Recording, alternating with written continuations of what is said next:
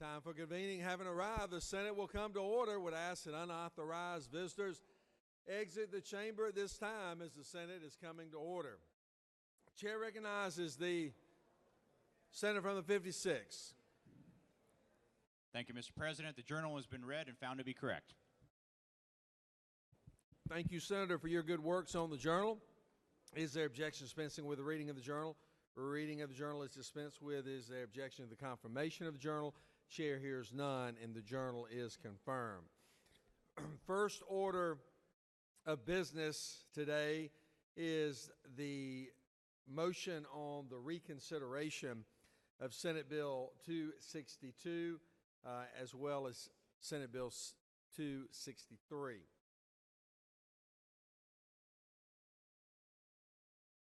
You have to move. Huh?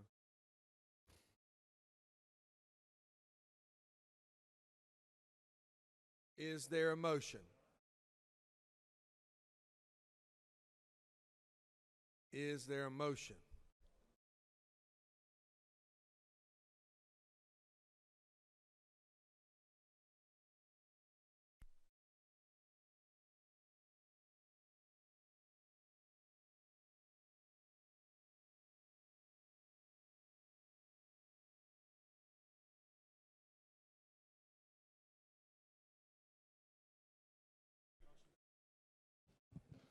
Chair recognizes Senator from the 10th. Thank you, Mr. President. I stand to make a motion for reconsideration.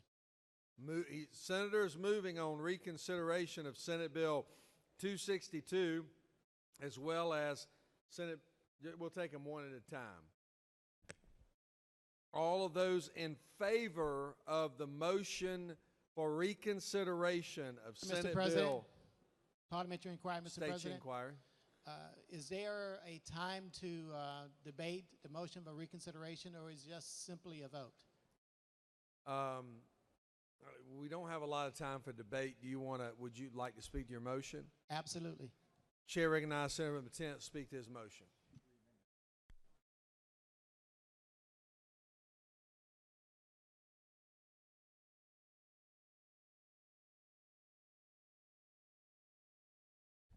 Thank you, Mr. President, for recognizing me to speak on behalf of my motion for reconsideration. You know, I spent a lot of time this past weekend attending events around the city of Stockbridge, and I am delighted to have with me today the mayor and the city council up in the gallery. If you would please stand, please, from the city of Stockbridge. And Mayor, and to the city council, I still feel there's some things that we need to say about this vote that we are taking today. And I would like to say to my colleagues that during this debate, there have been some things that both sides that have said that could be considered inflammatory in nature. However, there are some things about this debate that are indisputable and simply incontrovertible. And the reason why I stand today is because not only did I participate in the debate over here on the Senate side, but I also had the opportunity to witness the debate over on the House side concerning very similar legislation. And one thing that struck me about the debate on the House side is that there are some things that were said during that debate that I think we need to hear today. And I'm going to say to you the words that were spoken by Susan Clouders, who is the Vice President of the Eagles Landing Education Committee. Some of you in here don't know who this particular person is. There are some in here that do. And very simply, by her title, she is the #2 person that's been involved in the de-annexation and incorporation of this, quote, new proposed city of Eagles Landing. Let me remind each of you what her words were during her testimony over in the House. Susan Clouders said very emphatically that the only reason we are forming a city of Eagles Landing is because of the changing demographics of Stockbridge.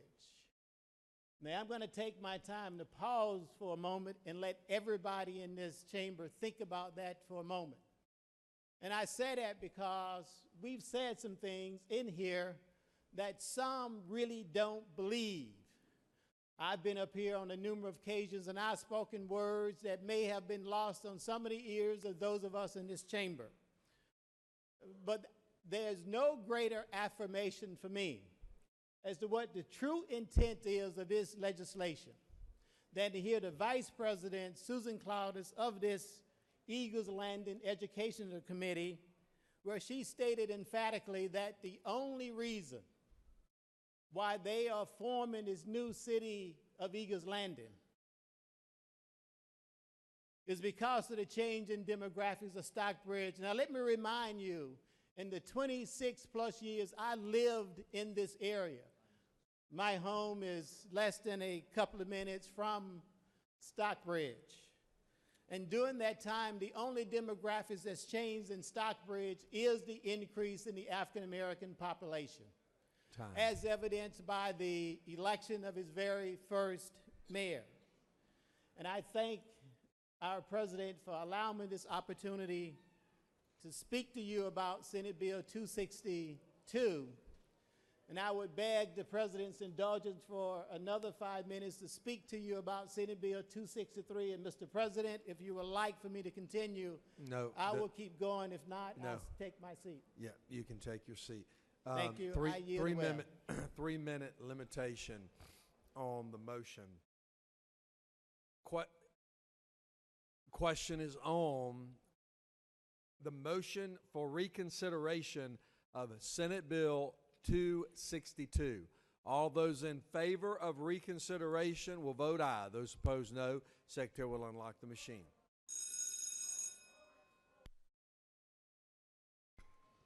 Chair recognizes Senator from the 10th. What purpose you rise? Parliamentary inquiry. State your inquiry. Mr. President, isn't it true that a green vote for this motion to reconsider would give this body an opportunity to further hear debate and discussion amongst this bill, and it would also afford this chamber an opportunity to be clear about the impact and the precedent being set with this particular bill? The senator has great passion for which he speaks.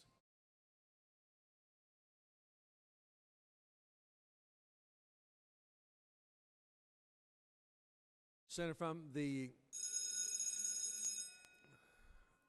28th, what purpose you rise?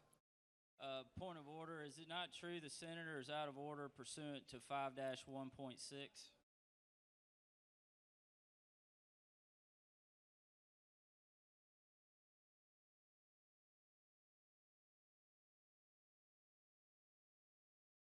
On the motion for reconsideration, the yeas are 16, the nays are 34, and the motion to reconsider has failed.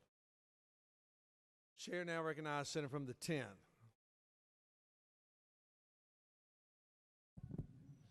Mr. President, I move for reconsideration on Senate Bill 263. 263. You wish to be recognized again? Yeah. You're recognized to speak to your motion for 3 minutes. Thank you, Mr. President, and member of this body. I stand before you reminding you that Senate Bill 263 is the incorporation bill associated with the city of Stockbridge. And I think my message is quite simple today, that a vote for Senate Bill 263 is a vote in support of racial gerrymandering. A vote for this bill is certainly a vote to create a cultural divide, as articulated by the senator from the 45th. A vote for this bill is a vote against racial harmony and allowing local control and home rule.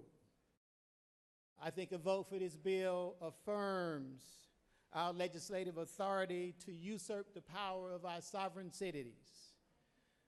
And I would certainly encourage all of our members to think for a while before you press your button regarding the reconsideration of this particular legislation. It doesn't kill the legislation.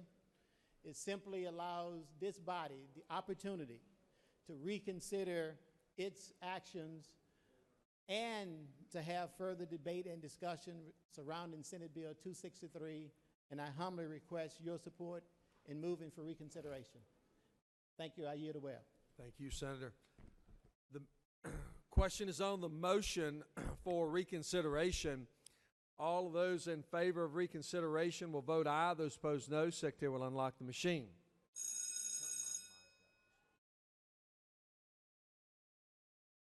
You're voting on the motion for reconsideration of Senate Bill 263.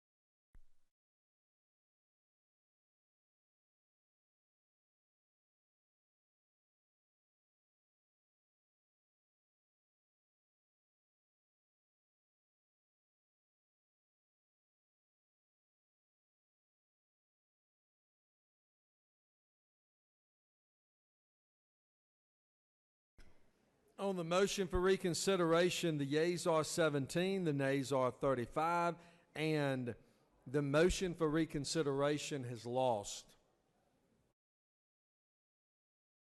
Now moving on, all senators having... Is there objection to the confirmation of the journal? Chair hears none, and the journal is confirmed. Now moving on, the Secretary will read bills and resolutions for the first time. Senate Bill 444 by Senator Tillery the 19th, a bill entitled Enactment and Act providing a new charter for the city of Silverton, approved March 14, 1984 as State and local governmental operations. Senate Bill 441 by Senator Williams. Finance. Senate Bill 442 by Senator Williams of the 27th, a bill entitled Finance. Senate Bill 443 by Senator Judiciary. Senate Bill 444 by Senator Unterman the 45th and others, a bill Health and entitled Human Services. Senate Bill 445 by Senator Gooch of the 51st. Transportation. Senate Bill 446 by Senator Harper the 7th and Public others. Safety. Senate Bill 447 by Senator James Health the and 35th. Human Services. Senate Bill 448 by Senator James the 35th and others. Slogo General. Senate Bill 449 by Senator James the 35th and others, a bill Judiciary. Senate Bill 450 by Senator Payne of the 54th and others, a bill Natural Resources. Senate Bill 451 by Senator Walker of the 20th. Agriculture. Senate Resolution 807 by Senator Gooch of the 51st and others, a resolution honoring the life of Mr. Transportation. Senate Resolution 820 by Senator Orrick of the 36th. Judiciary. Senate Resolution 832 by Senator Moles of the 53rd, a resolution creating the Senate Study Committee. Rules Committee. Mr. President, that concludes the order. First reading and reference of House bills and resolutions. House Bill 381 by President Corbett of the 174th and others. Judiciary Committee. House Bill 635 by President Cooper of the 43rd Health and and others. Human Services. House Bill 638 by President Buttigieg of the 109th. Slogo General. House Bill 657 by Representative Petraea of the 166th. Judiciary. House Bill 690 by President Ridley of the 6th. Finance. House Bill 763 by President Nixon. Education and Youth. House Bill 767 by President Werkheiser. Insurance and Labor. House Bill 783 by President Paul. Government Oversight. House Bill 792 by President Natural Resources. House Bill 795 by President Gravely of the 67th. Insurance and Labor. Mr. President, that concludes the order. Secretary will read bills for the second time. Or excuse me, reports of standing committees. Mr. President, City Committee on State and Local Government Operations General has had our consideration the following legislation instructed with the same back to the follow recommendation. Senate Bill 397 to pass by Senator Kirk of the 13th. Mr. President, City Committee on Regulated Industries and Utilities has had our consideration the following legislation instructed with the same back to the Senate follow recommendation. Senate Bill 355 to pass by substitute. Senate Bill 402 to pass by substitute. Senate by Senator again of the 47th. Mr. President, City Committee on Higher Education has had our consideration the following legislation instructed with the same back to the Senate follow recommendation. Senate Bill 377 to pass. Senate Bill 405 to pass by substitute. Senator Miller of the 40th. Mr. President, City Committee on Ethics has had our consideration the following legislation instructed with the same back to the Senate follow recommendation. Senate Bill 309 to pass by substitute. Senate Bill 363 to pass by substitute. Senate by Senator Burke of the 11th. Mr. President, City Committee on Interstate Cooperation has had our consideration the following legislation instructed with the same back to the Senate follow recommendation. House Bill 777 to pass by Senator James of the 35th. Mr. President, City Committee on Health and Human Services has had our consideration the following legislation instructed with the same back to the Senate follow recommendation. Senate Bill 334 to pass by Senator Unterman of the 45th. Mr. President, Senate Committee on Agriculture and Consumer Affairs has had our consideration the following legislation instructed with the same back to the Senate follow recommendation.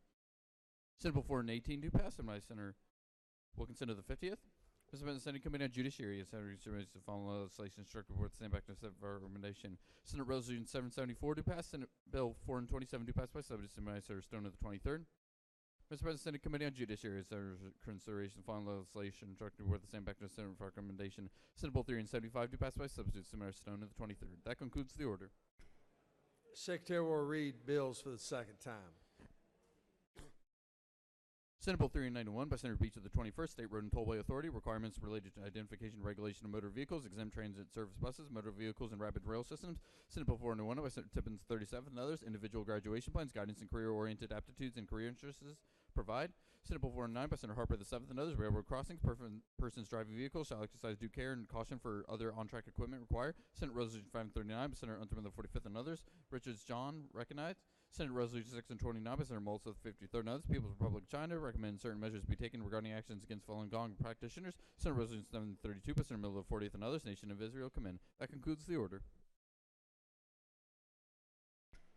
It is now time for the morning roll call. Time for the morning roll call. Are there any motions to excuse?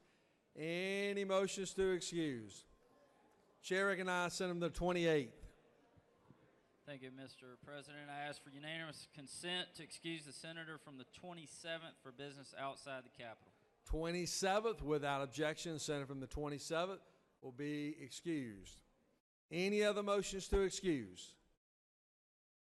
Senators, please signify your presence by voting the yea switch. Secretary will unlock the machine.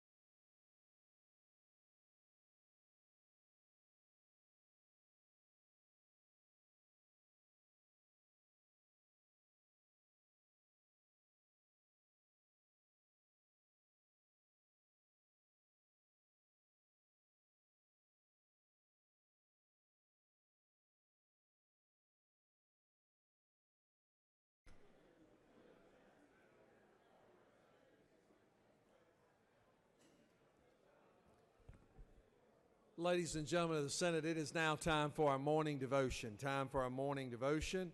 Would ask that all senators please take your seats and cease all audible conversation at this time. We are preparing the chamber for our morning devotion. Senators, please take your seats and cease all audible conversation at this time. Doorkeepers, please secure the chamber. It is now my distinct honor to recognize the senator from the 10th for the purpose of leading us in our pledge and introducing our chaplain of the day. Senator. Thank you, Mr. President. May we all rise for our Pledge of Allegiance. Pledge allegiance to the flag of the United States of America, to the republic for which it stands, one nation, under God, indivisible, liberty and justice for all. And now the Georgia flag.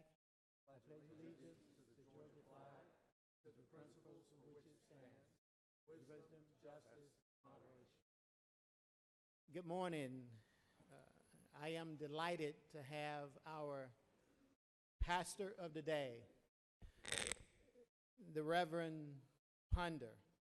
The Reverend Ulysses Ponder was born on January 14th, 1948, in the city I love so very much, Stockbridge, Georgia. He was born to the late Reverend J.W.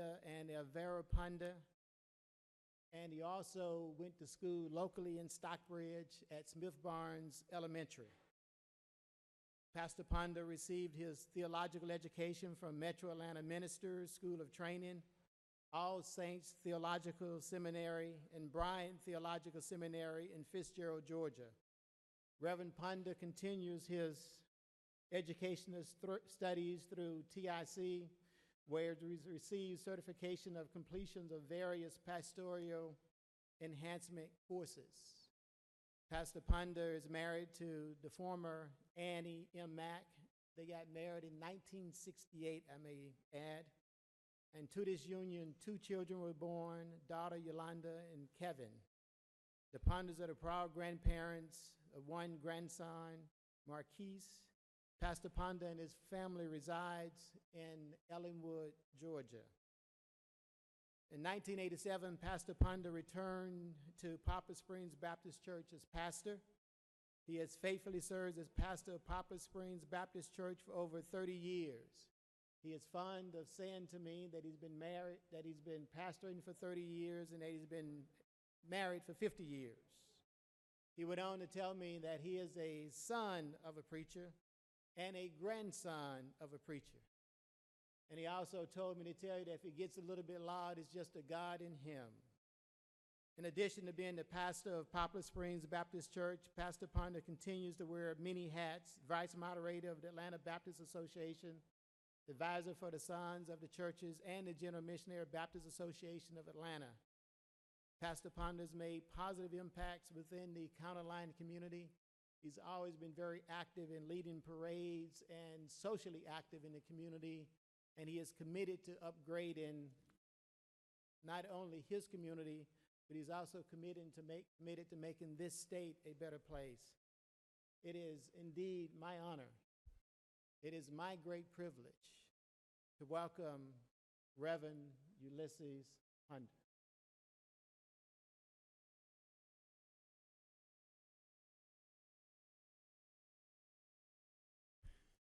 Good morning. First of all, let me say this: it's an honor to be able to be in the chamber today in the Capitol, among all the senators and friends. I'm here today just to let you know that there is a word from the Lord, not a long one. They gave me some time limit, and I told my wife I wanted that they know they was inviting a preacher. But I will make it short and try to make to the point. First of all, I want to talk from Galatians 6:1 to 10. It said, "Let us not become wearied in doing well, for at a proper time we will reap a harvest if we do not give up." We often find ourselves determined to reach out and help someone who we really know that's in need. But when we fail to see the improvement right away, we always resolve and can weaken, and we may easily give up. But the Bible tells us, amen, that we discover that what we hope would be an immediately change has become an ongoing process. So the Apostle Paul urged us to be patient in helping one another through the stumbling and struggles of life. Also tells us that we must learn how to do what we're told and do it in a manner that will please the Lord. When we write, carry each other burden, that we may fulfill the law of Christ. Paul is comparing our tasks to the work, time, and waiting it takes for a farmer to see a full harvest. How long should we keep praying and reaching out to those we love? Let us not become wearied in doing good, for at the proper time we will reap a full harvest if we don't give up. So, my brothers and sisters, the Lord encourages us today to trust Him and to remain faithful to others, to keep on praying and never ever give up. What if we bow our heads? Father, we thank you for this day. We thank you for the session. We pray now if you bless these our brothers and our sisters, those of us who have come to make, oh Heavenly Father, this place and this state a better state. Help us, oh Heavenly Father, to encourage one another to never give up on our goals, never give up on the aim that you have put in our hearts. Bless us and keep us in Jesus' name, we pray. I would have every heart. In Jesus' name, say amen. Thank you so much.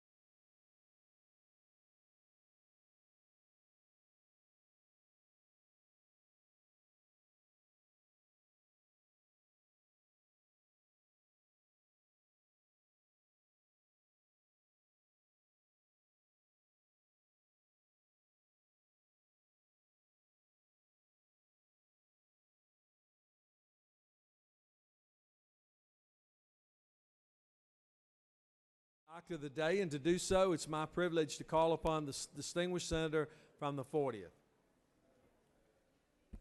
Thank you, Mr. President. I'd like to welcome back Dr. Stephen Kane.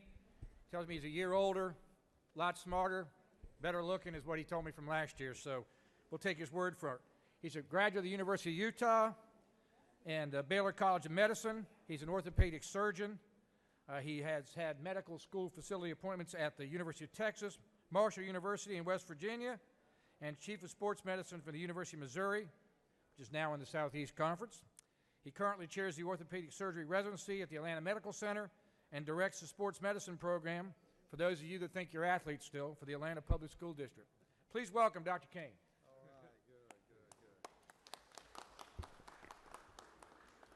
Even a child knows that the last guy you want to talk to is a guy in a white coat. Nothing good ever happens when the guy in the white coat walks in a room, particularly if he's carrying syringes or such. I bring you greetings from the other branch of medicine. Most times when you think about medicine, you think doctors and patients. I represent the academic wing of medicine. We are tasked with the job of training the next generation of physicians who will take care of you and your children.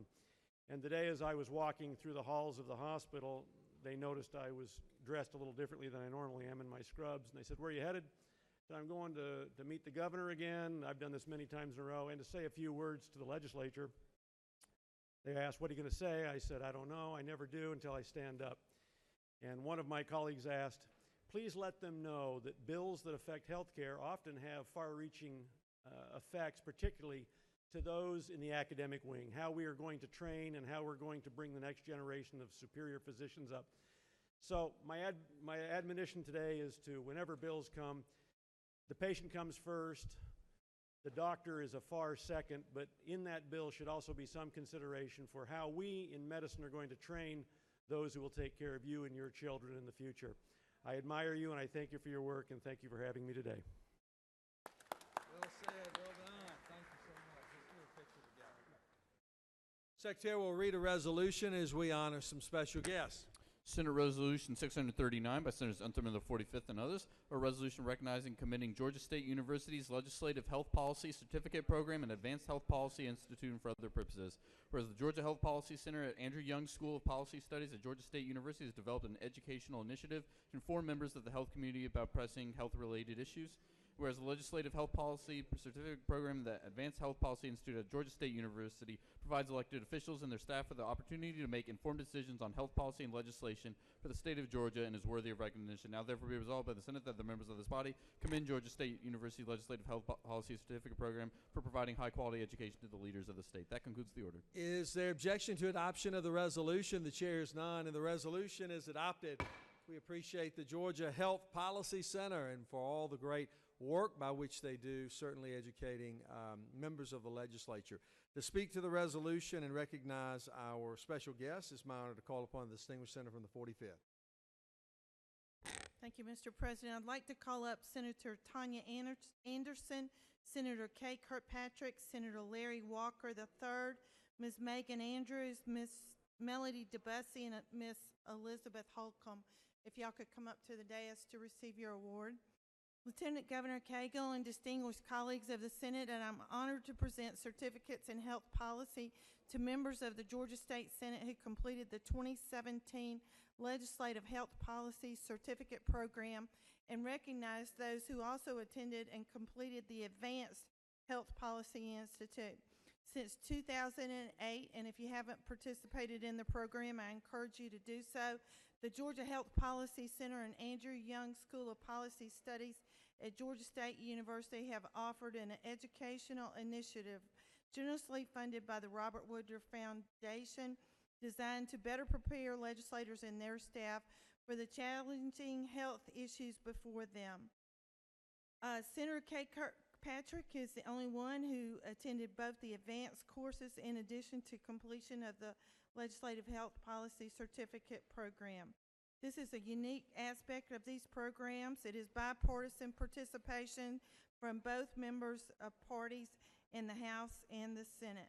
We're very pleased to do this each year. It takes a tremendous commitment.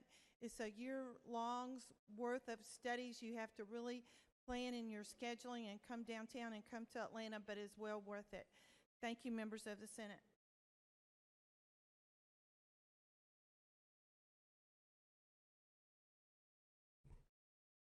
Lieutenant Governor Cagle and distinguished members of the Senate, we are really happy to be here. This marks a decade of these programs. Many of you have participated in them. One of the things we do is track how many senators have participated and are still here, and we're looking to have a tipping point of senators who have been through this program, and I'm happy to say that we've reached that tipping point. So there are a number of you who have participated, and we're looking forward to others who might want to participate in the future. Thank you very much. Thank you. Let's do a picture on the steps. Thank you all very, very much.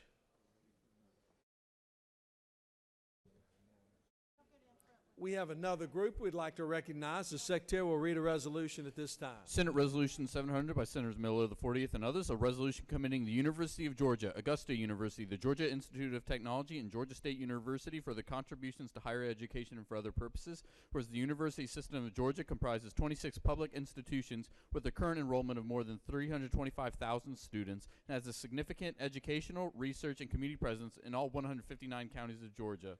Now therefore be resolved by the Senate members of this body commend the University of Georgia, Augusta University, the Georgia Institute of Technology, and Georgia State University for their exemplary efforts and commitment to higher education in Georgia. That concludes the order.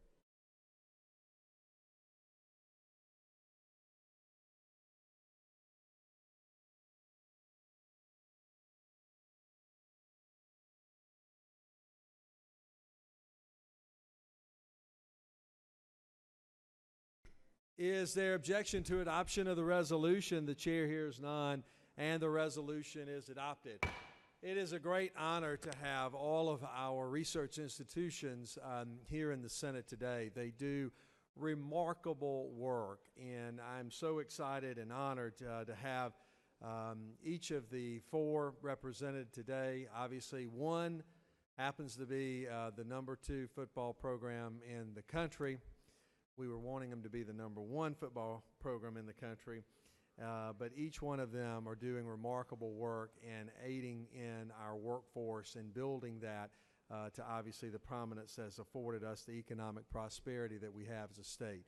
To speak to the resolution, it is now my honor to call upon the distinguished Higher Education Committee Chairman, the Senator from the 40th. Thank you, Mr. President.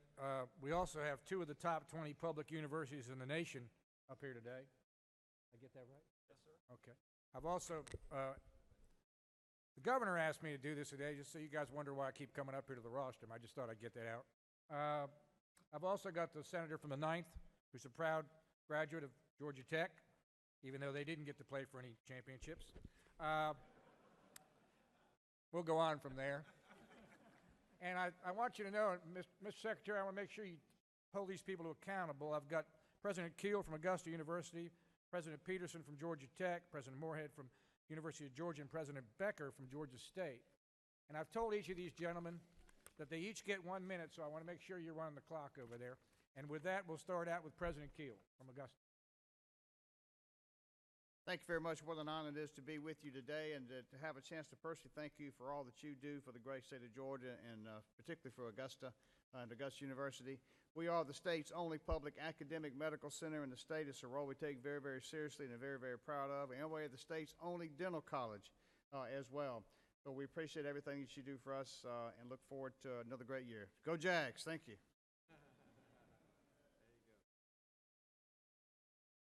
Next, we'll have President Peterson from Georgia Tech.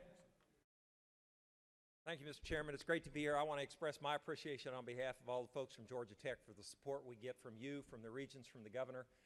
It's one of the reasons that we do have two institutions in the top 20 public universities in the country. We're working hard across the state to try to develop the economy. We have a huge presence in Midtown Atlanta, but we also have locations in 27 different places around the state to try to help your local communities build the economy and develop the infrastructure that makes Georgia such a great state to do business. Thank you very much. Next, we have President Moorhead, who's number 2 in the nation in football, but number 1 in many of our hearts. Thank you, Senator. Well, thank you for the opportunity to be with the Senate today. Let me express on behalf of the University of Georgia our appreciation for all that you do to support higher education. It's been a magical year for the University of Georgia, both academically and athletically, but our success is not possible and will not be possible in the future without the continuing support of all of you. So thank you for what you mean to higher education. And last, but certainly not least, sort of in the economic development business as well as education these days, from Georgia State, President Mark Becker, and by the way, they won their playoff game. Thank you, Senator Miller. It's a real pleasure on behalf of the more than 50,000 students and 10,000 faculty staff at Georgia State University to thank you for all that you do for higher education here in the state, for the university system of Georgia, certainly for Georgia State and my colleagues here from the research universities. You're making a difference for the state, making us more competitive, and we appreciate that support every day. Thank you.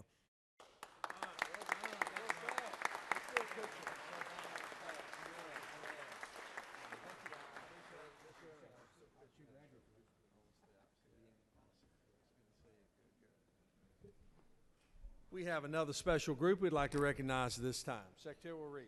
Senate Resolution 790 by Senator Kennedy of the 18th and others, a resolution recognizing and commending the Home Builders Association of Georgia and for other purposes. Whereas the Home Builders Association of Georgia is part of a 3-tiered federation of organizations that share a common mission of serving the housing industry and providing expanding opportunities for all consumers to have safe, decent, and affordable housing. Whereas the Home Builders Association of Georgia is a fine and distinguished organization that's promoting and supporting growth to maintain and ensure a positive economic future for the state of Georgia. Now therefore be resolved by the Senate that the members of this body recognize and commend the Home Builders Association of Georgia for their contributions to the state. That concludes the order. Is there objection to adoption of the resolution? The chair hears none. The resolution is adopted. We appreciate our home builders all across the state. What a wonderful association that it is, and obviously providing home ownership for so many individuals, both first time as well as throughout their life. And it's my honor now to recognize the senator from the 18th to recognize our very special guest. Good morning. Thank you, Mr. President. It is indeed my honor to recognize a substantial and very important industry and profession in our state. We all go home at night, but we probably don't think about the folks that work to get us the home that we live in. And so I'm indeed pleased to recognize the Home Builders Association of Georgia, which is a trade association for the residential construction industry in our state. It was founded in 1955, and its purpose, among many others, is to support 26 local home builder associations in communities around the state. On the podium behind me is a dear friend of mine and a constituent, very good friend, Bobby Cleveland from Thicklin & Company in Macon, who is the president of the Home Builders Association this year. Also on the rostrum with us is Vice President Jim Brown of JWB Properties from Atlanta, Vice President and Treasurer Doug McMonigal of MRC Construction of Hepzibah, Georgia, Vice President and Secretary Jim Chapman of Jim Chapman Communities in Atlanta, Associate Vice President Brett Malden of Marble Works, in Eatonton, and then finally Kelly Glass, the Executive Vice President. So I'm going to ask Mr. Cleveland to step up and address us for just a moment. Thank you to my good friend and longtime friend John Kennedy. On behalf of the Home Builders Association and our 3,400 members, I want to thank this group for everything you do for us. Our group is about housing. We talk about economic growth. We generate about $11 billion in incomes in this state every year, about $1.5 billion in taxes, and 156,000 jobs by last count. So we're about housing, we're about the American dream, and we appreciate the support of this body. Thank you very much. Thank you.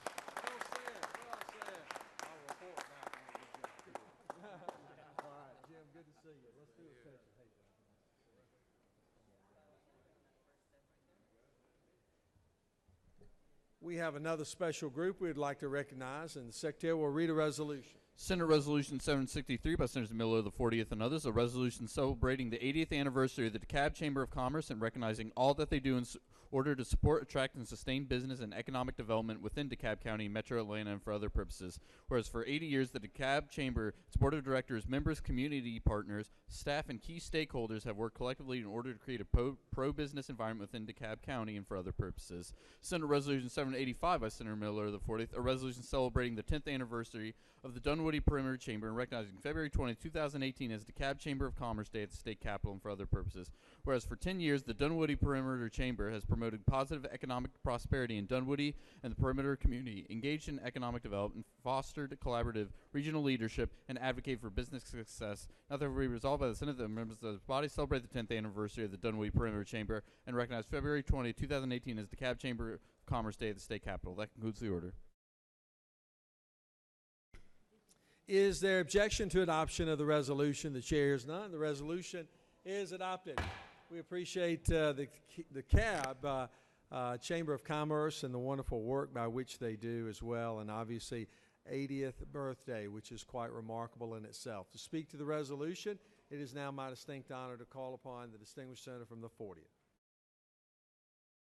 Thank you, Mr. President. Since I've about exceeded my time, we're going to do two resolutions at once. But they're going to do the DeKalb Chamber, which is their 80th anniversary.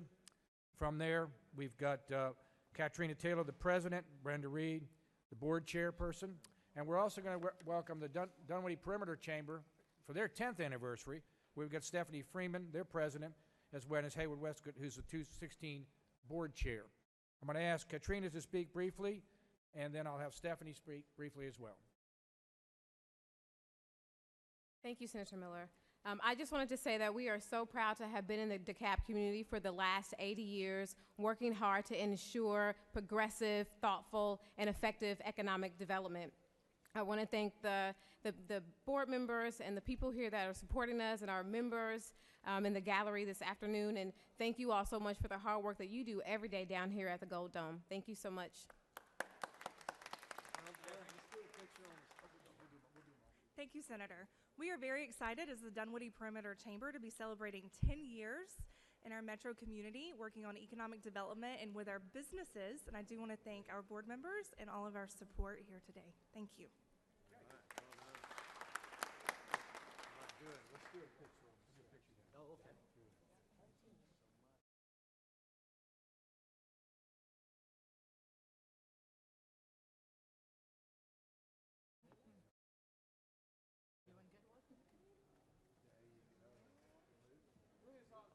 You want to get, once you get in.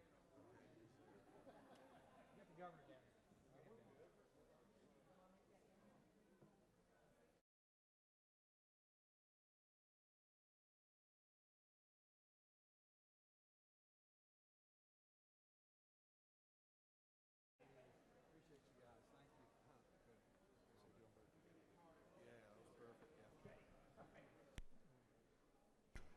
We have another special group we would like to recognize at this time.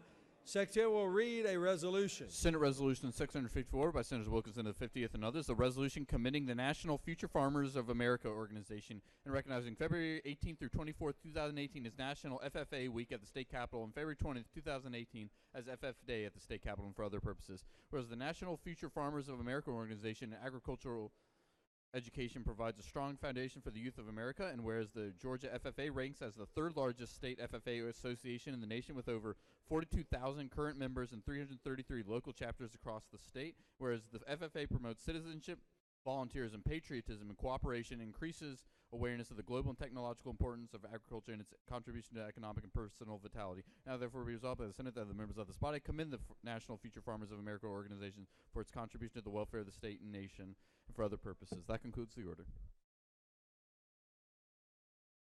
Is there objection to adoption of the resolution? The chair hears none, and the resolution is adopted. We are so proud of our FFA members that are moving around the Capitol all throughout the day in their blue and jackets, looking so good. And to speak to the resolution and recognize the National FFA Day at the Capitol, it is my privilege to call upon the greatest champion of all for FFA, the senator from the 50th. Thank you, Mr. President, members of the Senate. This is my big day. I want to introduce the people I have on the podium with me up here. Tucker Felkins from Blakely County, who is the state FFA president. Katie Beth Mims from Seminole County, who's one of the state vice presidents. Jake Harris from Harris County, who's the state vice president. And now I'm going to call on Brooks Fletcher, my friend from Oconee County, state vice president, to come and make remarks on behalf of the FFA, and I will present him with this resolution. Well, thank you, Mr. Chairman. It's an honor to be here with you all. On behalf of the over 41,000, nearly 42,000 Georgia FFA members from Raven Gap to Tybee Light and everywhere in between, thank you for the support of Ag Ed and the FFA and everything you do to support it each and every day. We wouldn't be able to do what we do here in the state and if it wasn't for the support that each of you give us, both here in the Senate and in the House. You know, we are an organization that is preparing the next generation of agricultural leaders to make sure that the #1 industry in our state, agriculture, has the staffing that it needs to continue to be successful. And at this time, I'd like to just, everyone that's in a blue jacket up in the gallery, please raise your hand. Let's just give them a round of applause. Wow, we're so grateful to have them here with us, too. So thank you very much, Mr. Chairman and Mr. President.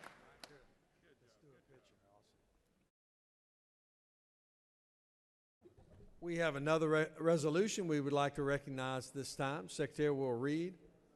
Senate Resolution 651 by Senators Walker of the 20th and others, a resolution recognizing and commending the Buckley County FFA Forestry Team for winning first place in the 2017 National FFA Forestry Career Development Event and for other purposes. Whereas the Buckley County team won the Georgia FFA State Forestry Career Development Event in the spring of 2017, qualifying its members for the National CDE at the 90th National FFA Convention in Indianapolis, Indiana. And whereas the team from Bleckley County placed first in the event, besting the second place team by 137 points.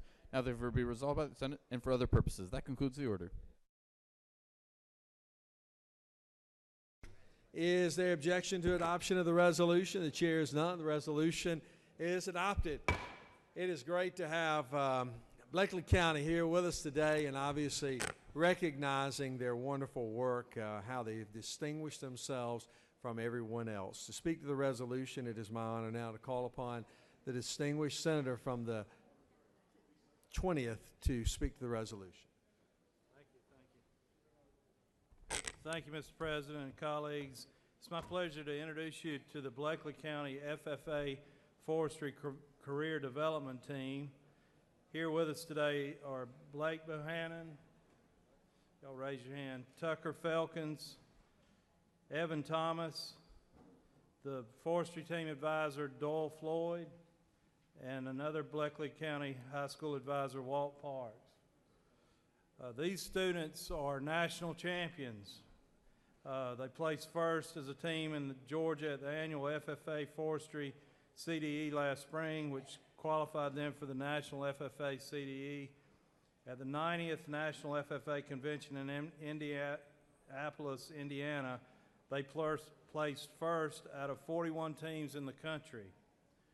Not only did they simply come in first place, but they beat the second place team by a wide margin of 137 points.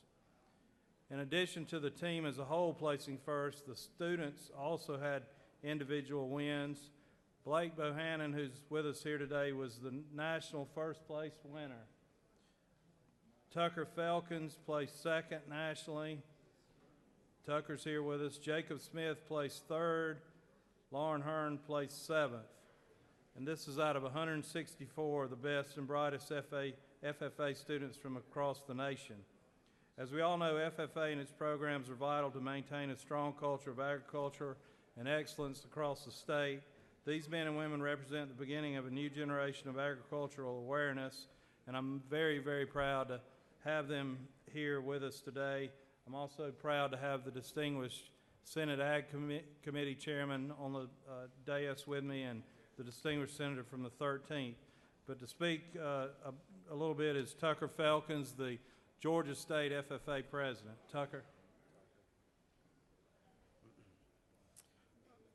I just want to give brief remarks and say, thank you on behalf of Bleckley County FFA for just allowing us to achieve excellence not only in our area and our state, but also in the nation. By going to Indianapolis and competing on the national level, it's a huge deal to not only myself and my fellow teammates, but also to my advisors and the Georgia FFA Association as well. By competing on the national level, we bring honor back home to Georgia.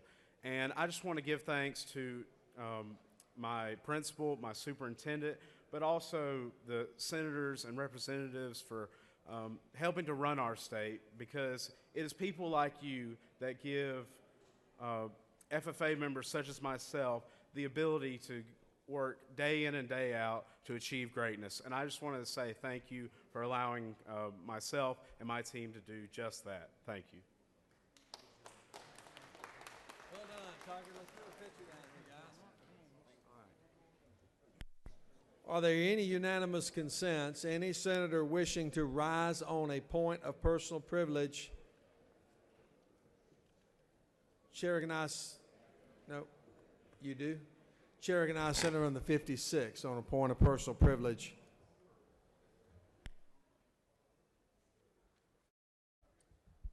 Thank you, Mr. President. Just want to take a moment. There were some unfortunate remarks that were made by somebody last week outside of this Capitol. And just to affirm the incredible work that our governor, Governor Nathan Deal, has done for law enforcement across this state, what he has done for criminal justice reforms. We have become the model around the nation in helping both those who are protecting our streets as well as those who are trying to keep out of our prison systems. And on behalf of the committee and the folks in my district, I want to say thank you to Governor Deal for his extraordinary work and knowing that he stands firm with the finest of Georgia. Thank you. I yield the will. Thank you, Senator. Well said and echoed by me and so many others. Chair now recognizes Senator from the 33rd. 33rd on a point of personal privilege.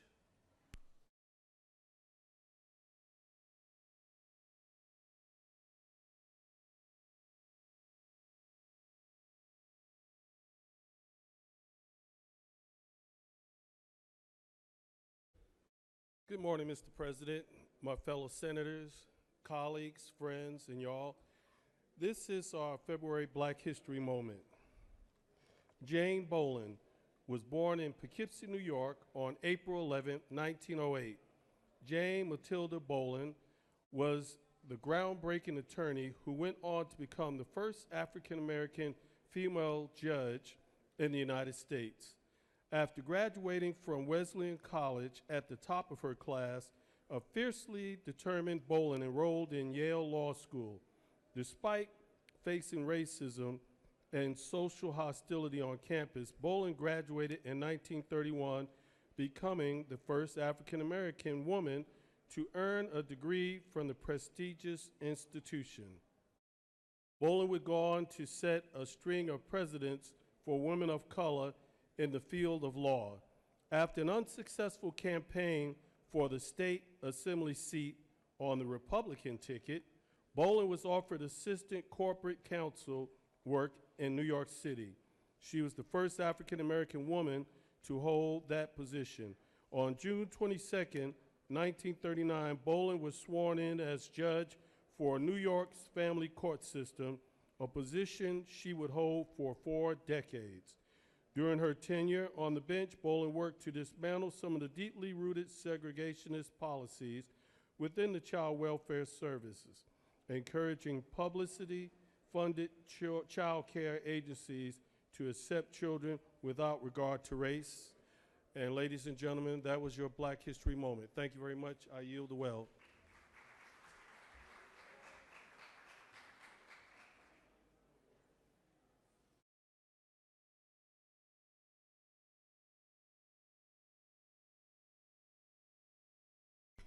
Chair recognizes Senator from the 43rd. 43rd on a point of personal privilege.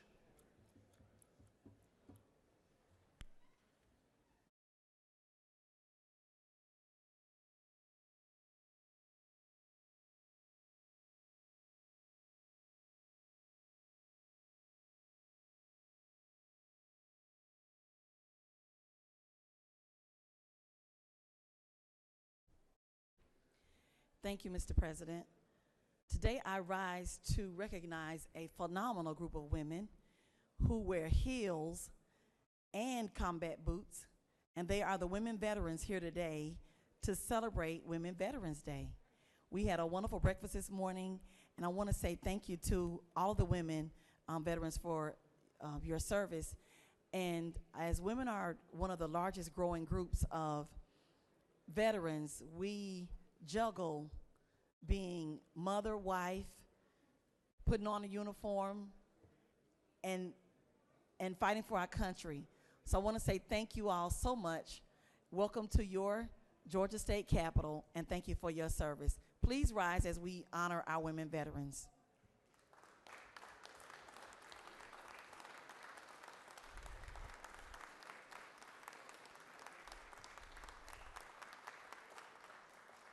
Thank you, Mr. President. I yield the well. Thank you all very, very much. Chair now recognizes Senator from the 55th on a point of personal privilege.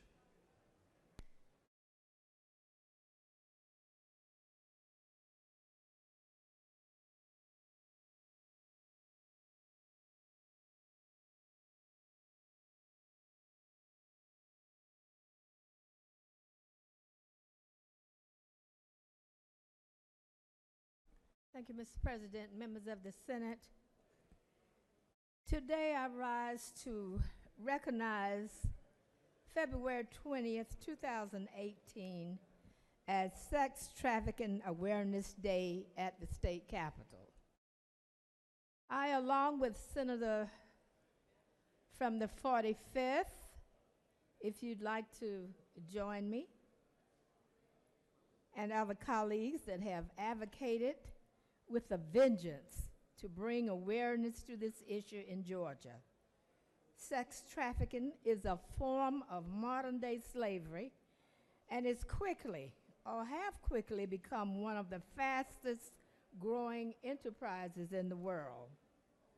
According to the International Labor Organizations, profits obtained from commercial sexual exploitation are estimated at $99 billion per year globally. Atlanta grew from 238 million to 290 million from year 2003 to 2007, and it's on a steady incline with a 22% increase. We recognize several groups. We had a few down here taking pictures, and we have members in the gallery. If you are present, please stand. The Freedom Coalition, Georgia Cares, House of Cherith, Out of Darkness, and Street Grace, the United Way of Greater Atlanta, and Wellspring, who have all committed to work together to empower grassroots initiatives and activists to put an end to sex trafficking. Members of the Senate, please join me in recognizing these fabulous men and women who work tirelessly for our kids. Thank you all very, very much. Thank you, Mr. President. Thank you. Chair now recognizes the senator from the 22nd on a point of personal privilege.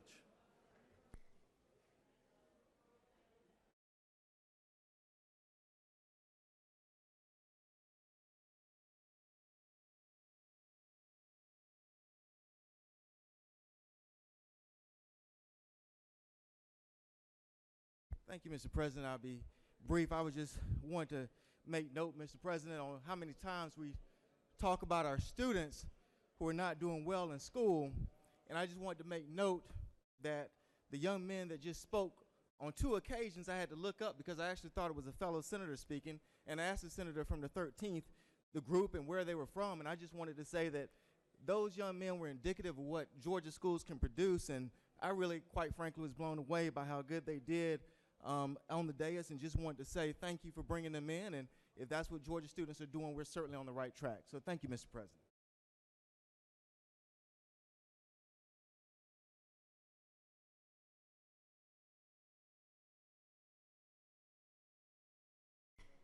Chair recognizes Senator from the 7th on a point of personal privilege. This will be the last point of personal privilege. Thank you, Mr. President. Ladies and gentlemen of the Senate, I typically do not rise on points of personal privilege. I typically, the only times I go to the well, Mr. President, are typically to introduce individuals that are in this chamber and recognize individuals and things that they have done for our state.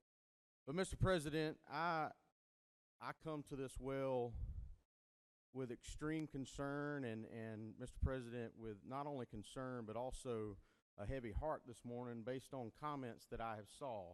You know, in this chamber, I think this Senate body has stood tall. Last year, we passed the back-to-badge package legislation in supporting our law enforcement across this state. We did a phenomenal job as a body and as a Senate chamber in working together with the senator from the 13th and all the members of the Public Safety Committee and even yourself, Mr. President, making sure that this state understood that we support our law enforcement. Just last week, we passed out a package of legislation that come as a result of the COPS Task Force that I was a member of and privileged to be a member of. And the senator from the 13th and you yourself, Mr. President, did a phenomenal job in guiding us through those efforts. But, Mr. President, it feels as if our efforts in this chamber are not appreciated. It also feels as if our efforts are not appreciated or looked upon in a favorable manner by certain individuals in our state. And comments that are made, I believe, prove that. I'm not going to go into the details of those comments. I think everybody knows what those comments are. But, Mr. President, I just wanted to take a moment to say that I do support our governor as well. I echo the comments of the current Public Safety Committee chairman and appreciate his good work in those efforts. And I echo his comments, and I echo the sentiments of the many individuals in this building who know that these are not well-spoken comments.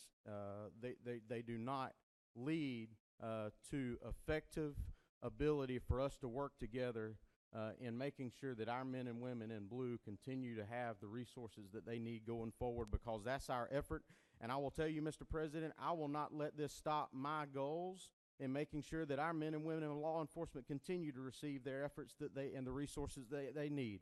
I'm going to continue to push forward regardless of what is said and regardless of what is done, because I know what the right thing to do is, and I'm going to continue to make sure that we do that in this chamber. So, Mr. President, with that, I yield the well, and I appreciate the good work of this body, and I look forward to the good work that this body is going to continue to do. Thank you. Thank you, Senator, very much. Thank you. Thank you for those words. We have a consent calendar of privilege resolutions that are before you. Is there objection? Without objection, the consent calendar of privilege resolutions are therefore adopted. That's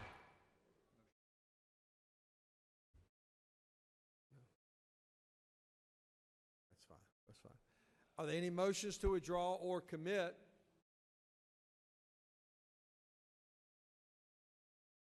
Chair recognizes the majority leader. Thank you, Mr. President. I ask unanimous consent that SB 371, a finance bill, be engrossed. Senators moving for engrossment. Is there objection? There is objection. All of those in favor of the motion for engrossment, rise, stand to be counted. If you are in favor of engrossing the Finance Committee bill, rise, stand to be counted.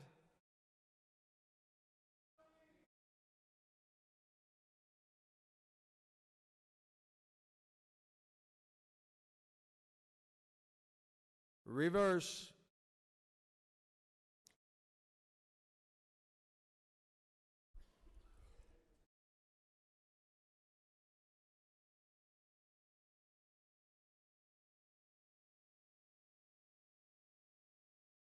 On the motion for engrossment,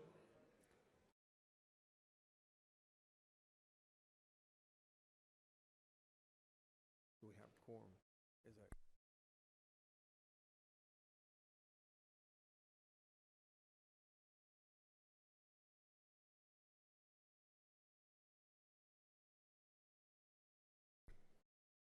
On the motion for engrossment, the yeas are 21, the nays are 13, and the motion has failed.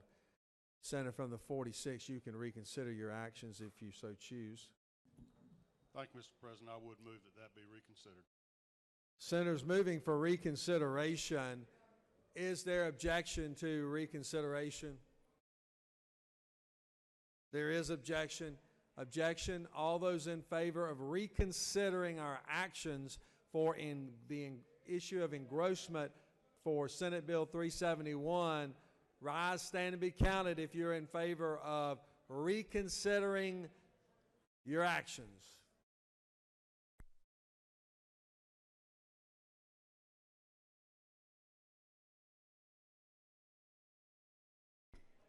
Reverse.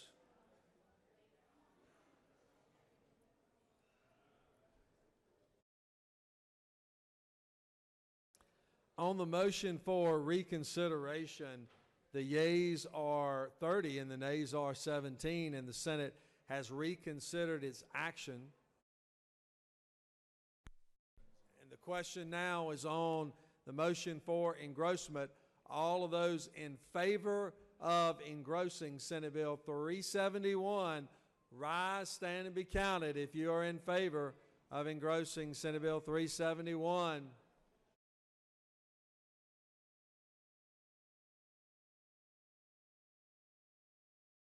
Let those members out in the hall know we are voting. Reverse.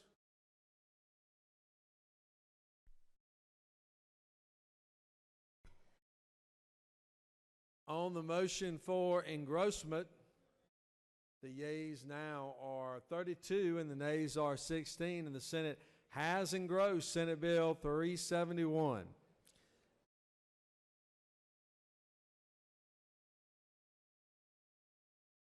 Mr. Secretary, are there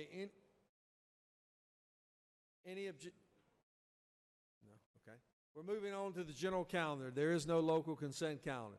Secretary will read Senate Bill 330.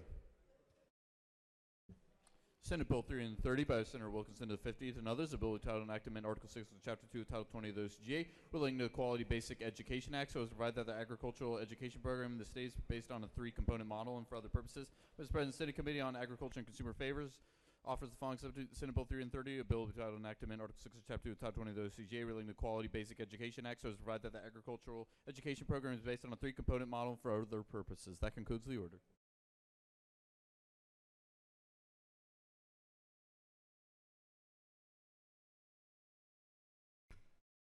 Chair recognizes the distinguished senator from the 50th District, Mr. FFA.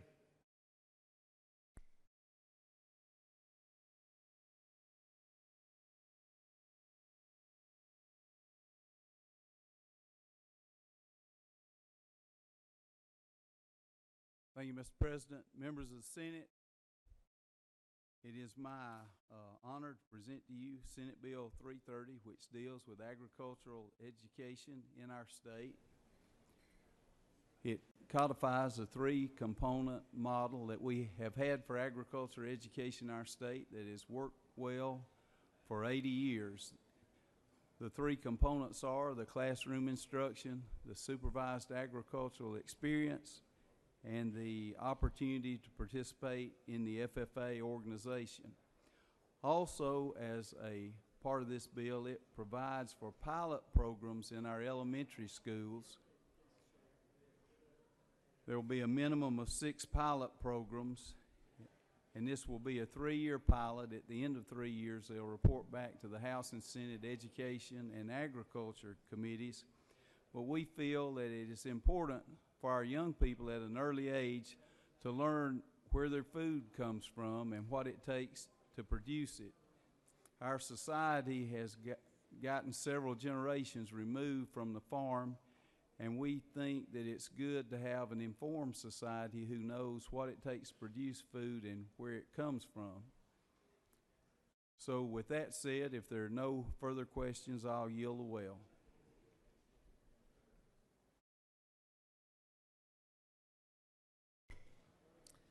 Senator from the 53rd is recognized for a question. Thank you, Mr. President. Senator Yu. I will. You know how we are focusing now on math and science. Would you say this is all about science? I would say that agriculture is applied science and math. And that I believe if we pass this bill, it will provide an incentive for our students to be more interested and work harder and learn more about math and science. Well, as you can tell, I'm a poster boy for food and fiber, and let me thank you for all the work that you do. Thank you. No further questions, Senator. Thank you, Mr. President. I urge your adoption of this bill. Thank you. Thank you, Senator, for your steadfast support for FFA. Questions on the adoption of the committee substitute. Is there objection? Without objection, committee substitute is adopted. Is any other senator wish to speak for or against the bill? Is there objection? Agreed to report of committee.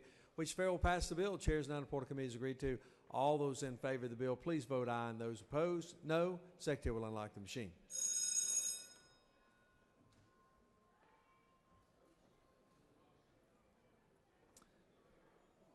We're going to move fairly at a fairly quick pace.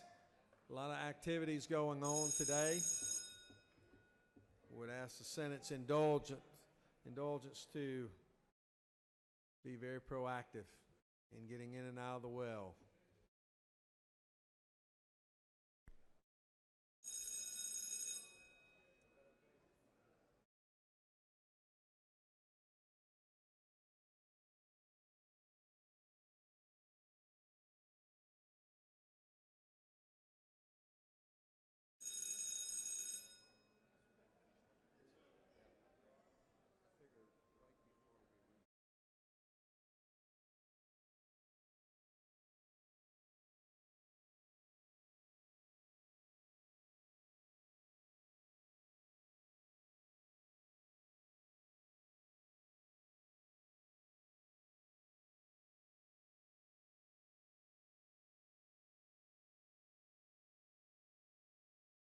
On the passage of the bill, the yeas are 53 and the nays are 0, and this bill having received Rex constitutional majority is therefore adopted. Secretary will read Senate Bill 184. Senate Bill 184 by Senator Huffstetler, 52nd, and others. A bill entitled Enactment Article for Chapter 12 of Title 45 of the OCGA relating to the Office of Planning and Budget so as to establish the Integrated Population of Health Data Project and for other purposes. Mr. President, Senate Committee on Appropriations offers the following substitute Senate Bill 184 to bill entitled Enactment Article for Chapter 12 of Title 45 of the OCGA relating to the Office of Planning and Budget so as to establish the Integrated Population Health Data Project and for other purposes. Chair recognizes Senator from the 52nd to present the bill.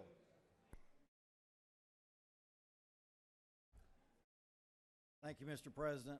This bill comes out of our Senate and House Joint Study Committee from last year on being able to consolidate all our data into one central de-identified warehouse, gives us timely access of data for legislative policy development, the ability to identify policy decisions, and the ability to identify cost savings. We've seen savings in Virginia where they were able to eliminate veterans' homelessness. We've seen Michigan report $1 million a business day in savings by doing this, and it will mean that our research here will be months, if not years, quicker in getting done by having all this data in a central location. This has been presented before for the study committee. If there's no questions, I'll yield the well. Questions on the adoption of the committee substitute. Is there objection? Without objection, committee substitute is adopted. Does any other senator wish to speak for or against the bill? Is there objection? Agree in the report of committee which fail will pass the bill. Chairs none. Report of committee is agreed to. All those in favor of the bill vote aye. Those opposed no. Secretary unlock the machine. Senator from the 32nd will stand by. 32nd will stand by for the next bill.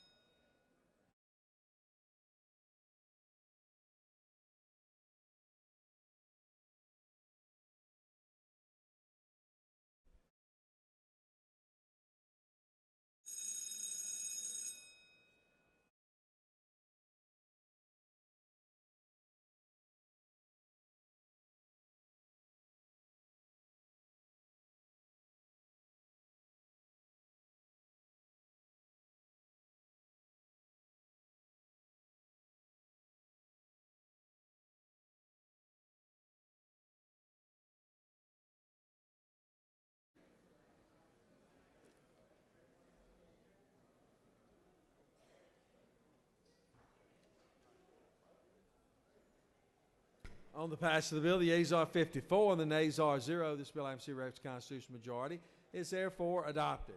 Secretary will read Senate Bill 356. Senate Bill 356 by Senator Kirkpatrick the 32nd and others, a bill entitled an act to amend Article 8 of Chapter 12, Title 50 of the OCGA relating to the Georgia Commission on the Holocaust and for other purposes.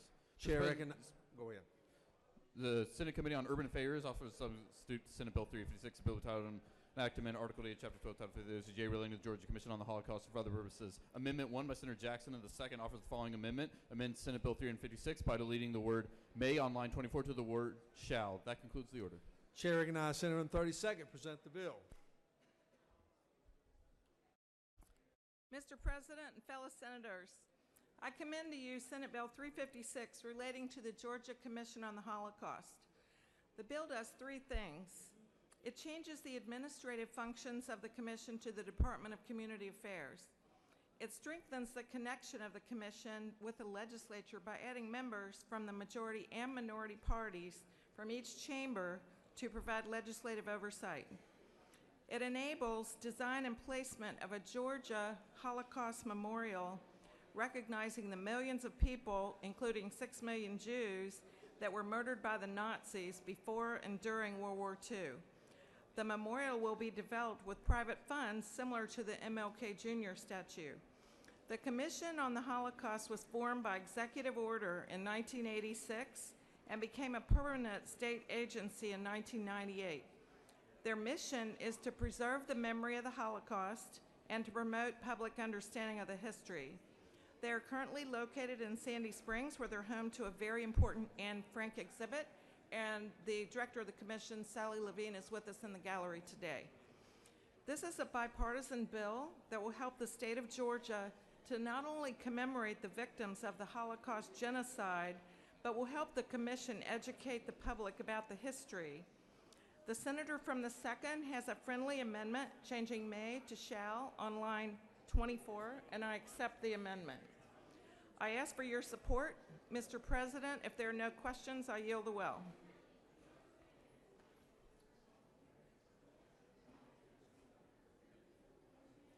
There are no questions, Senator. Thank you. And do you wish to speak to the amendment? No. Author is in favor of the amendment. Question now is on the adoption of amendment number 1, authored by the senator from the 2nd, the distinguished chairman of the, or the author of the amendment. Is there objection? Without objection, the amendment is adopted. Question now is on the adoption of the committee substitute as amended. Is there objection? Without objection, committee substitute as amended is adopted. Now, does any other senator wish to speak for or against the bill? Is there objection? Agree in report of committee which will pass the bill. Chair is none. Report of committee is agreed to. So the main question be now put in the objection. Chair is none. Main question is order. All those in favor of the bill will vote aye. Those opposed no. Secretary unlock the machine.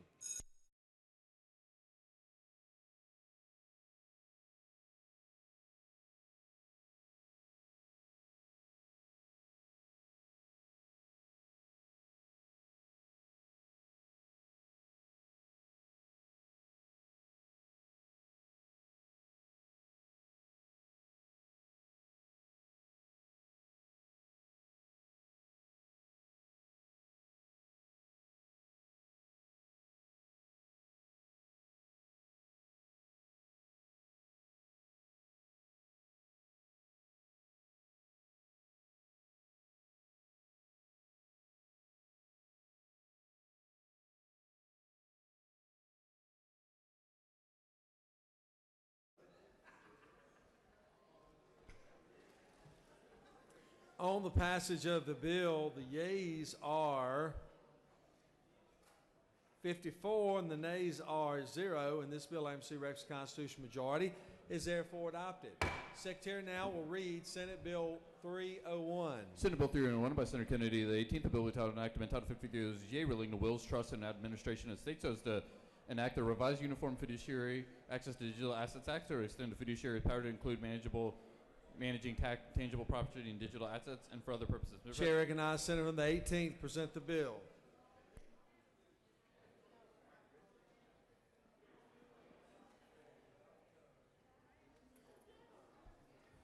Thank you, Mr. President. Good morning, colleagues. I'm delighted to present to you Senate Bill 301. We're all familiar with the assets we have, and we think of those as tangible assets. But in this new digital age in which we live, there are things that are not so tangible. We have digital assets, and the law and our ability to manage and control those assets is not really kept up with the pace of technology. So Senate Bill 301 really modernizes fiduciary law for the internet age. Fiduciaries are people who are appointed to manage our property. Nearly everyone today has digital assets, such as documents, photographs. Some of these assets have monetary value and sentimental value, but they also present some novel privacy concerns. Access to digital assets is usually governed by a term of service agreement, which many of us have with Google or whomever our internet service provider is. And SB 301 provides the legal authority for fiduciaries to manage digital assets in accordance with the user's estate plan while protecting users' private communications from unwanted disclosures. Senate Bill 301 addresses 4 common types of fiduciaries. First, executors that we're familiar with. Number 2, a court-appointed guardian or conservator. 3, agents appointed under powers of attorney. And 4, trustees as well. 301 gives internet users the power to plan for the management and disposition of their digital assets and sets up a 3-tiered system of priorities, which is found in the bill. Some types of our electric communications, like social media conversations, are protected by federal privacy law, and the content of those electric communications include the subject line and the body of email messages. But a fiduciary may never access the content of those communications without the user's consent. Under 301, fiduciaries for digital assets are subject to the same fiduciary duties that normally apply to the management of tangible assets. The bill that you've got the opportunity to vote on today has the support of the Georgia Fiduciary Lawyers. The revised Uniform Fiduciary Access to Digital Assets Act supports this, and it's also supported by leading companies that store digital assets such as Google and Facebook. It's also interesting and I think persuasive to know that 39 states have adopted this legislation, including all of our neighboring states. There are no questions, Senator. Thank you. Thank you. Question is on the adoption of a committee substitute. Is there objection? Without objection, committee substitute is adopted. Does any other senator wish to speak for or against the bill? Is there objection? Grant report of committee which fail will pass the bill. All those in favor of the bill vote aye. Those opposed no. Secretary unlock the machine.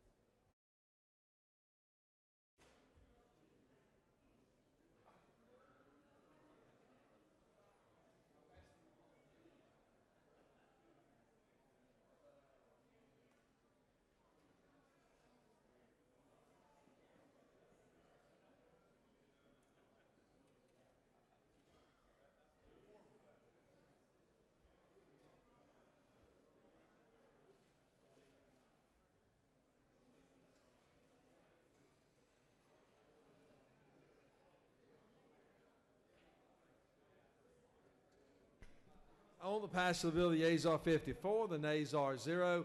This bill, MC Rex constitutional majority, is therefore adopted. Secretary now will read Senate Bill 371. Senate Bill 371 by Senator Anderson of the 24th and others, a bill entitled Enactment Code Section 48-215 of the CCA relating to confidential information secured in the administration of taxes so as to change the provisions regarding the furnishing of sales and use tax information to municipalities and counties and for other purposes. That concludes the order.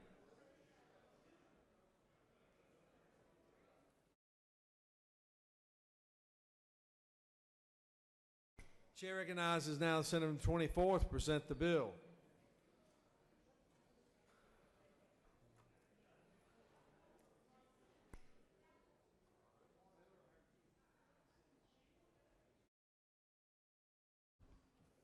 Thank you, Mr. President.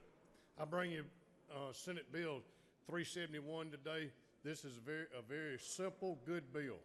This is a bill to where each county, all 159 counties, the elected officials in each county can call the Department of Revenue and get a list of every business that's in that county. And also, if you have a new business, you can make sure that your new business is also registered in your county so that you can get the amount, not the amount, but get the number of businesses that should be collecting sales tax in each county.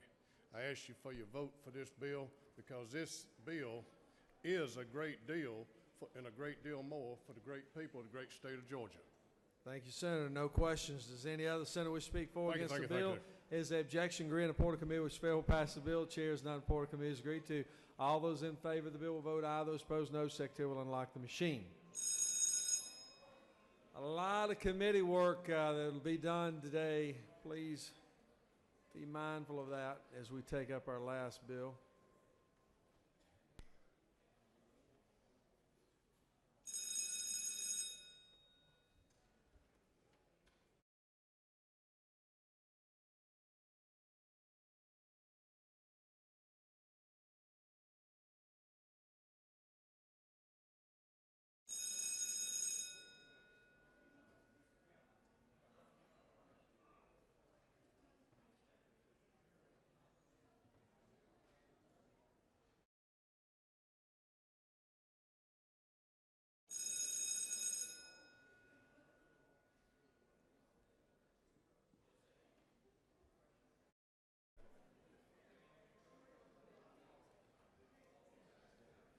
On the passage of the bill, the yeas are 55 and the nays are 0.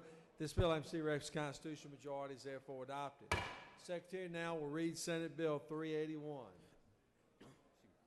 Senate Bill 381 by Senator Thompson, the 14th, and others, a bill entitled An Act to amend Article 2, Chapter 5, Title 3 of the OCGA, relating to surplus line insurance, so as to provide that a non-admitted insured domiciled in the state will be deemed a domestic surplus lines insurer if certain criteria are met and for other purposes. Mr. President, Senate Committee on Insurance and Labor Office following substitute Senate Bill 381, a bill entitled An Act to amend Article 2, Chapter 5, Title 30 of the OCGA, relating to surplus line insurance, so as to provide that a non-admitted insurer domiciled in the state will be deemed as domestic surplus lines insurer if certain criteria are met and for other purposes. That concludes the order. Chair recognizes Senator from the 14th present the bill.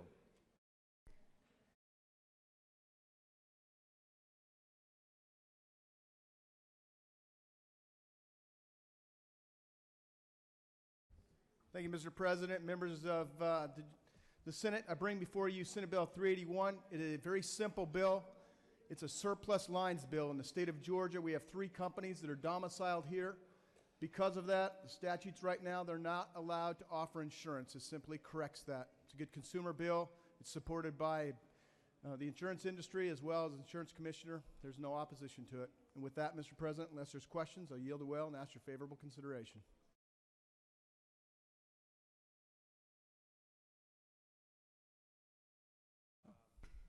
Chair recognizes Senator from the 41st. There you. I will.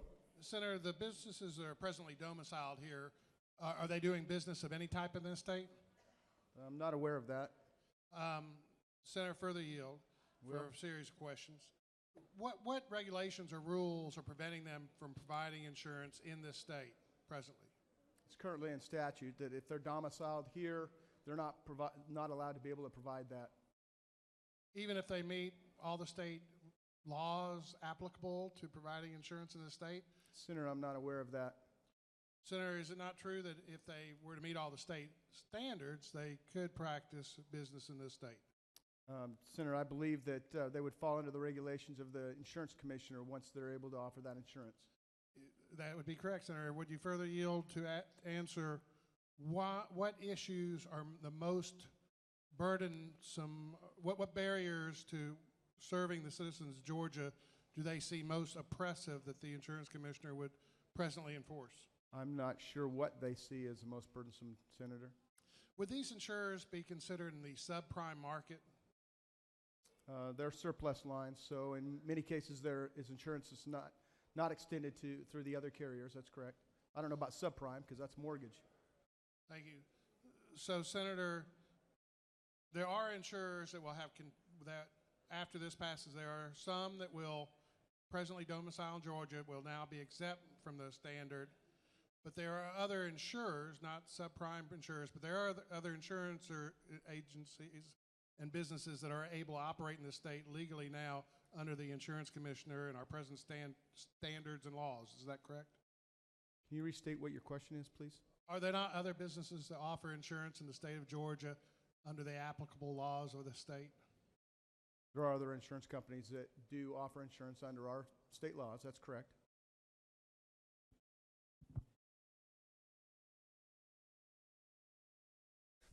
Chair now recognizes Senator from the 46th for a question. Thank you, Mr. President. Will the Senator yield? I will. I'm going to direct you to line 63 of your bill on the second page. It looks like these type of policies issued by these three companies you're talking about would not be subject to the protections or other provisions of the Georgia Insurers Insolvency Pool. Why would we not want them to be subject to that? I don't know why we wouldn't, Senator. I don't know why we wouldn't. We want to be able to bring them in so that they can offer insurance and they will fall under that. Yeah, but this says they would not. So if they go bankrupt, then the insureds would not have those protections of our insolvency pool like they would for other domestic carriers, right? Understood. Okay, thank you. Chair recognizes the Senator from the 9th for a question. Thank you, Mr. President. Is it not true that there are many other, do you yield? I will. Excuse me, pardon me. Is it not true there are hundreds of other insurance companies that are operating as excess and surplus lines insurers, and that currently these three insurers that are in Georgia, that are located in Georgia, cannot operate? So we're actually holding them at a disadvantage because they're located in Georgia? That's correct, Senator. And is it not further not true that we should be able to, we want to make sure that companies that are located in Georgia are able to succeed with as little red tape as possible? That is correct, Senator. And then furthermore, is it not true that these excess and surplus lines insurers, they write risks that are more difficult to write, more, we call it in the insurance business a little hairy. They have more risk, inherently more risk. So most of the insurance companies that are admitted carriers in the state are not willing to write such risks. Is that not true? That's correct. It's expanding the market, Senator. And then furthermore, is it also not true that these other hundreds of insurance companies that operate in the state of Georgia also operate outside the purview of the insurance laws of They Georgia? do. They currently offer it outside our state. Thank you. Chair now recognizes Senator from the 36th for a question. Thank you, Mr. President. Does the Senator yield? I do. If you could indulge me for a few questions on Senate Bill 381. From the description and looking at the bill, it looks like we're giving a special status to three companies, to three insurance companies. Is that right? I don't believe it's special status. I believe we're expanding the coverage to the people of Georgia, Senator. But isn't it true that the bill specifically states that they will not lose, they'll have the status of an out-of-state insurer and they'll be unregulated. They won't be regulated by the Insurance Commissioner of Georgia. Isn't that right? If that's what it says, Senator. So then doesn't that mean special status? Doesn't that mean picking winners and losers?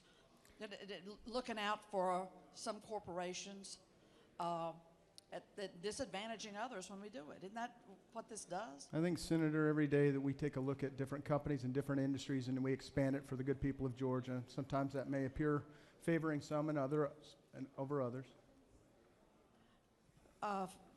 Further question, if you'll yield. I will. The whole purpose of regulating the insurance companies, the insurance industry, is to protect consumers and businesses. Isn't that right, that purchase policies from those insurers? Say that one more time. Isn't the what now? It seems to me, isn't it true, that the whole purpose of regulating the insurance industry is to offer protection to the companies and the individuals that might pay a premium and purchase coverage from an insurance company? That's part of it. I wouldn't say the only reason, but that's part of it, yes. And doesn't it then mean that the impact of this bill is to strip the customers of these three companies of a protection? I don't believe it strips anything, Senator. Right now, you have an opportunity through the market to be able to select who you want to do insurance with. No one's forcing you to select insurance with them, but this is expanding the market, so there are 3 companies that are domiciled here can compete. But isn't it true that if you adhere to a free market principle, these guys ought to be able to hold their own in the industry that they've chosen to operate in and compete on a level playing ground with the other insurance companies that are offering this coverage? Why would we carve them out for a special privilege? Isn't that the thing that voters find so questionable about laws that single out and give special privilege to individual corporations? I'm not sure that the voters feel that way. I think on a regular basis, the voters are just trying to understand and trust us with passing good legislation to expand the coverage that's available to them. Well, isn't it true that given that we want voters to trust us, then we should be very careful about supporting a bill that gives special privilege to 3 corporations in the insurance industry? I don't believe it gives special coverage. I think it just levels the playing field. But isn't it true that they will retain their unregulated status by virtue of the language that's in this bill you're asking us to support? It's possible. No. Thank you. All right. Senator from the 6th is recognized for a question. Will the senator yield? I will.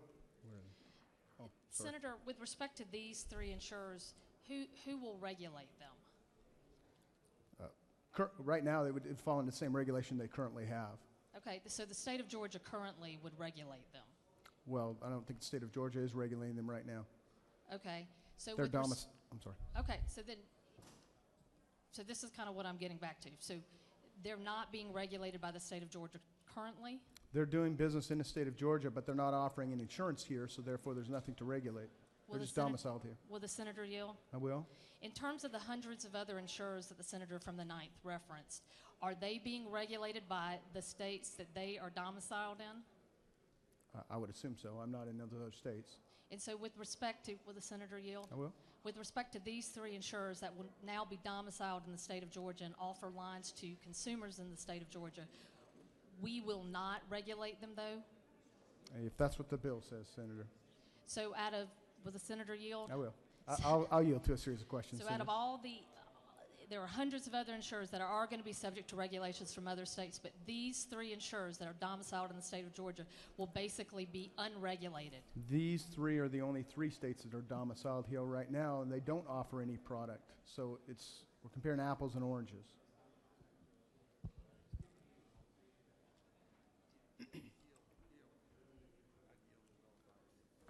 Mr. President, I'm going to yield the well at this point. Senator has yielded. Senator has yielded the well. Question on the adoption of committee substitute. Is there objection? Huh? Is there objection? Without objection, committee substitute is adopted. Does any other senator wish to speak for or against the bill? Is there objection? Agree in the report of committee which fail pass the bill. Chairs none. Report of committee is agreed to. Shall the main question be now put? The objection. Chairs none. Main question is ordered. All those in favor of the bill vote aye. Those opposed no. Secretary unlock the machine.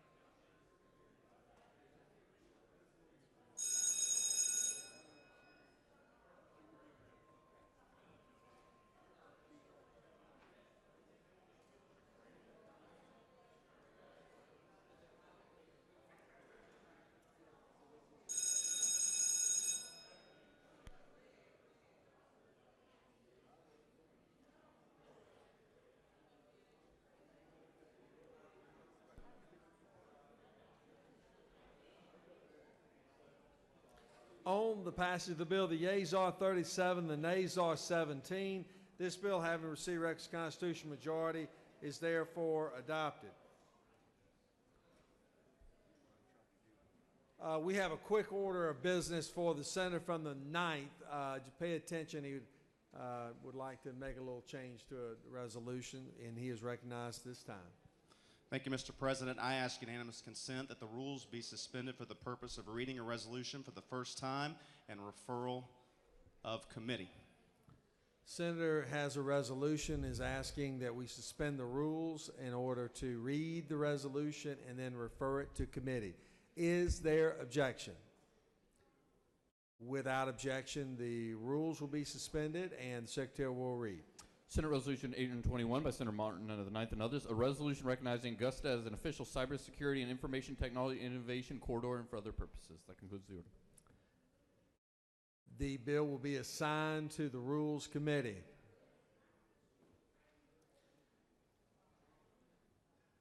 Chair recognizes the Majority Leader. Thank you, Mr. President. I move the Senate stand adjourned until 10 o'clock a.m. on Wednesday, February 21st. Give us time to do some hard-working committees this afternoon. Hear, hear, read the announcements. Rules will meet at 12:30 and 4:50 at the Capitol. Economic Development and Tourism has been canceled. Health and Human Services will meet at 1 p.m. and 4:50 at the Capitol. Natural Resources and the Environment will meet at 2 p.m. and 3:10 at the CLOB. Retirement has been canceled. Higher Education will meet at 3 p.m. and 3:07 at the CLOB. Regulated Industries and Utilities will meet at 3 p.m. and 4:50 at the Capitol. Banking and Financial Institutions will meet at 4 p.m. MES 1. State Institutions and Property will meet at 4 p.m. and 4:50 at the Capitol. Tomorrow at 8 a.m., Public Safety Subcommittee will meet at 1:22 at the Capitol. Veterans, Military, and Homeland Security will meet at 8:30 a.m. and 3:10 at the CLOB tomorrow. That concludes the order. Chair recognizes Senator 31st for an announcement.